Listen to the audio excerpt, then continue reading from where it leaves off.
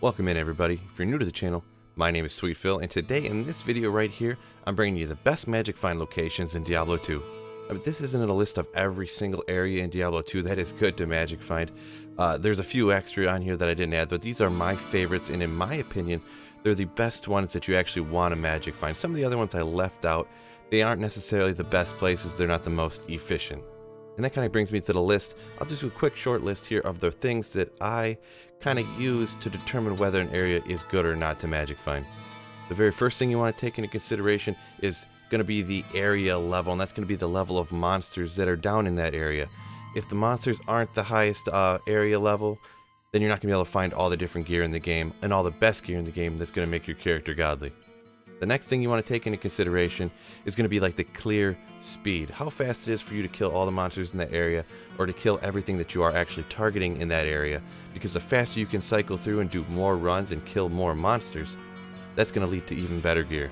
And then the very last thing that I take into consideration is going to be monster density. Because if you have a small area with a ton of monsters that you can kill that can all drop very, very good items, that's going to be even better for you to magic find as well. And I'm not going to go crazy into detail on each one. This is a list of the places. In the future here, I'm going to do farming guides for each one of these locations more in depth. Alright, this list isn't going from best to worst. What it's doing is going from the beginning of the game to the end of the game. So now, let's get after it.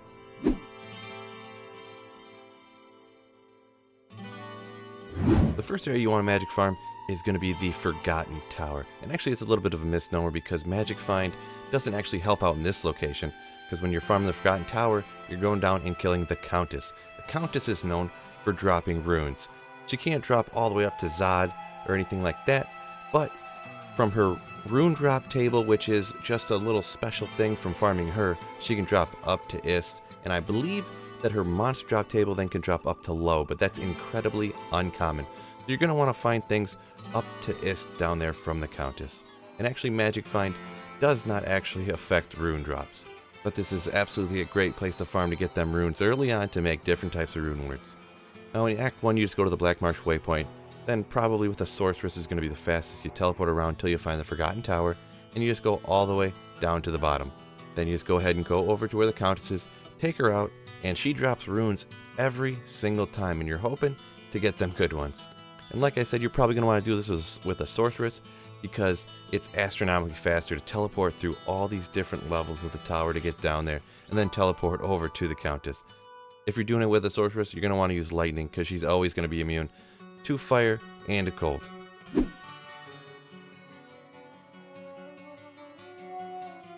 The next area that's one of my favorite areas to magic find in Diablo 2 is the pits, also here in Act 1.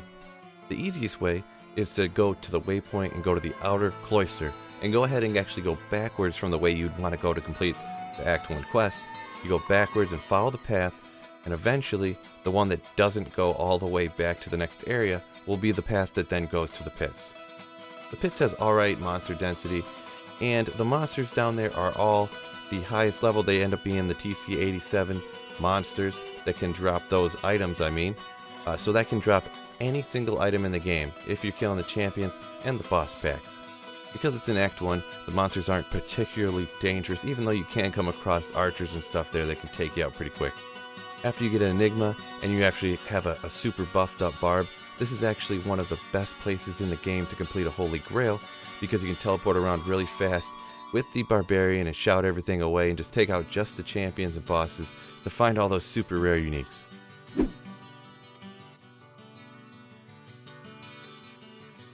The next area that's good to farm is also in Act 1. It is actually the Act 1 end boss, and that is Andariel. Andariel is one of my favorite places to farm early on in ladder, because she can drop a ton of really, really good uniques like Shaco or Ariad's Face and all kinds of different stuff like that. Well, there's no surefire way to find your way down to Andariel, like the map reading techniques and stuff. You're just going to have to guess around. You just go to the Catacombs level 2 waypoint, and you just go left, go right, go up, go down, until you find your way down to Andariel.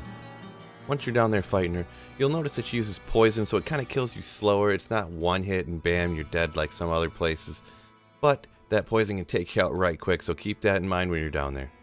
She has very high poison resistance then as well, but she actually has a weakness to fire. So fire damage can actually take her out kind of quick. But you're going to want to keep in mind she's completely surrounded by carvers that are immune to fire, so sometimes that can get a bit annoying. The way that a lot of people will farm her, you have a sorceress, and obviously everybody uses Blizzard. You can actually go over on the side. It's a technique that I use all the time, and you run around a stack of boxes, dropping blizzards here, dropping blizzards there, and luring them through it. And then when she puts out her cloud of poison, or shoots you that poison arrow or whatever it is at you, you can run around the other side of the boxes, and you won't get hit. One thing I do want to point out too, that I've seen from watching other people stream and stuff, and I've actually seen it myself, when Andariel dies, monsters all around her drop dead too. So make sure if you have a sorceress or whatever, hop over to the other side of the wall where there's a bunch of different herds, I guess you'd call them, of the carvers. They'll drop dead, and sometimes I've even seen people drop high runes on the other side of that wall that originally they did not know were there. And also there's a very, very, very important thing about farming Andariel. The very first time when you're going through doing the quest, you're going to want to quest bug Andariel. It is super important because you get, I don't know if it's double or triple the amount of drops from the quest drop, and then every subsequent time after that. Usually with the act bosses, you don't get as good of drops, but if you quest bug Andariel like this, you'll get that quest drop every time. It's super easy. All you got to do is when you kill Andariel, don't do anything until that original portal opens that the game opens for you. Go through that portal, go talk to Warveer, travel east. Immediately exit the game. Do nothing in between there, and then if you do that, that's all you need to do to quest bug Andariel.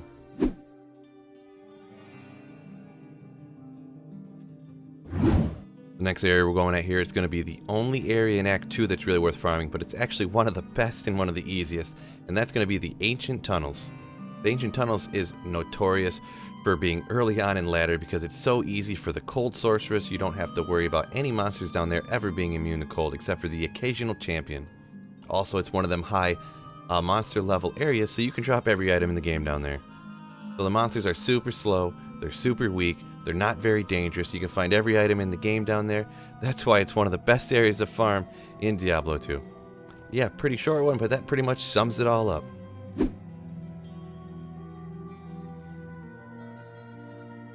The next one we're going on to is Lower Kurest in Act 3. This is going to be mainly just for single player, but if you're playing through the game or you happen to come across these super chests here when you're playing online, make sure you run over and hit them because you can drop all kinds of different high runes in the game. And on single player, when you roll a good map, all you have to do is go to Nightmare, come back to Hell. If the map don't look good, go to Nightmare, come back to Hell again. If you get a really good map with 2 of these campfires, it is statistically the best way in the game to get high runes. You can drop runes from these super chests up to Burr, and you get all kinds of other stuff from these super chests too, like gems and jewels and stuff like that. All different kinds of charms, all different kind of lower runes too that you can use for crafting. To find these super chests, I kind of alluded to it or mentioned it quickly here just a little bit earlier, but you look for these campfires with all these tiki torches around them. On either side, up to the right and up to the left here, you have 2 different huts. They have the chests in it, and they are called super chests because they can drop, like I said, runes up to Burr. On single player, you can cycle through these games so fast, 15 or 20 seconds, boom, you're done with that game, on to the next one. You're knocking out hundreds and hundreds of runs in a day, and it is an amazing way to get high runes super early on. Let's say you're starting a Holy Grail, starting up a single player. It's absolutely amazing. But yeah, unfortunately, like I said, online it doesn't really work out because you can't have the same map every time like you can on single player. But make sure you hit them when you're walking by on your playthrough.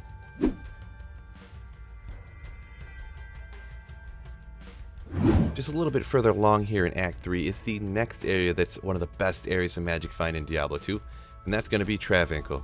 It's one of the best places to magic find because it is completely static map, meaning that you can go to this waypoint and right there is the High Council, and you can kill them over and over and over again. You know exactly where they are. You don't waste any time trying to find them. They drop a ton of gold too, so you can pick up all that gold and go over and gamble circlets or amulets or whatever you need. Also, it's good to gamble amulets because you need those amulets for crafting. That way you can get the super high item level that you can get them good crafted amulets. The High Council is also known for dropping all different kinds of good unique jewelry and even some high runes. You're going to want to watch out for the fire damage from their Hydras though. Can it be absolutely devastating? It'll take out your mercenary in a blink of an eye.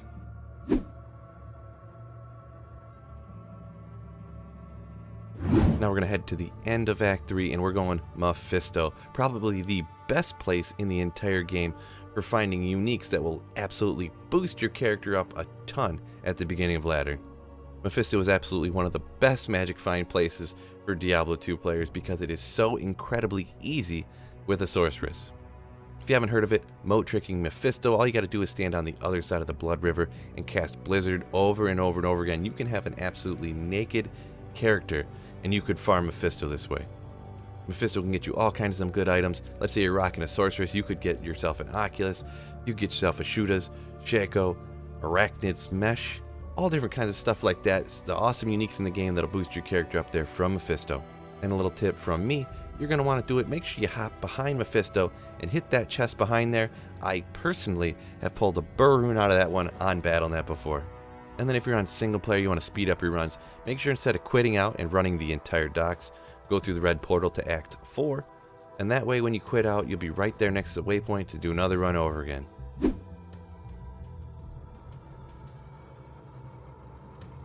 The next area that is great for magic finding here in Diablo 2, we're going to Act 4 now, and we're doing Diablo runs, or some people call them Chaos Sanctuary runs. That's where Diablo is. It is an awesome place to magic find, and people love it because you can get all kinds of different high runes and pretty much every single item in the game in that Chaos Sanctuary. It is a little bit dangerous because it has a lot of stuff that's got immunities to all the different elements, but the monster density is really, really high, and you also have Diablo at the end that can drop all kinds of items. A little tip from me to you though, watch out for that Lord Desace pack.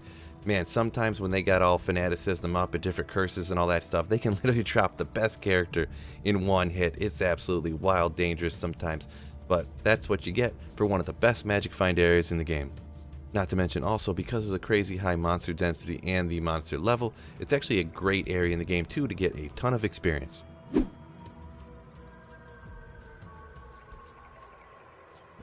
Now I'll move on to the Act 5, and here we're going to jump to the very first area, the very first waypoint that you get in Act 5, and that's the Frigid Highlands. This isn't the highest monster area in the game, but you can still get some really good items out here. The density is pretty good, so you can actually find some good high runes out this way, and the map here is static, so every single time you can go up around Eldritch and take out his little pack, then go down to Shank and take out that pack there too, and you can run it super quick.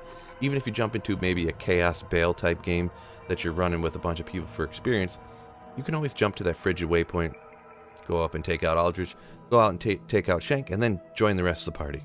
One thing to note is all these monsters around here, they're all going to be immune to cold, so that Blizzard Sorceress is not going to work in this area.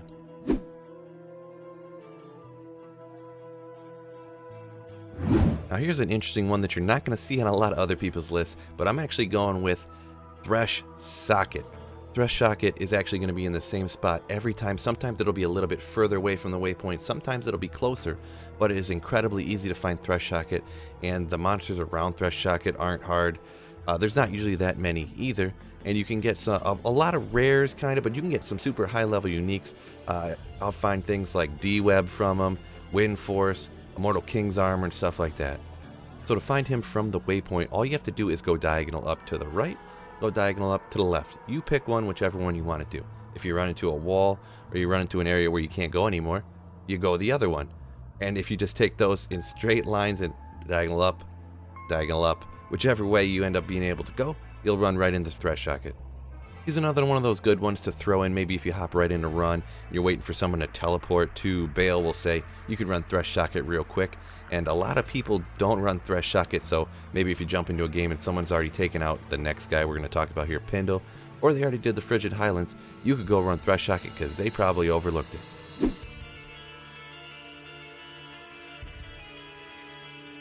The next one here is the one I just mentioned here in Act 5, and that's going to be Pindleskin. To get to Pindle, all you have to do is run down by Anya here, go through the red portal, teleport up, and there's a little group of some skeleton hordes. The one in the middle is Pindleskin, and he can drop some of the best items in the game. Not every single item in the game, but some really great items. The big thing with Pindle is you can run him so fast because that portal will stay open forever as long as you do not get that Halls of Pain level 2 waypoint. This is one of the great ones, just like the other ones here in Act 5. It's always in the same place and you can run it at the same speed. It's really great to throw on to maybe before you go run Mephisto, you come over and run Pindle, or if you're waiting for, like I said in the last one, I'm going to teleport down to Bale. You can always run over and kill Pindle real fast just to see what you find. And yeah, since you can cycle through games super fast if you're playing single player, it's really not hard to knock out a Pindle run in 15 or 20 seconds. You can knock out hundreds of these also in a day, no problem.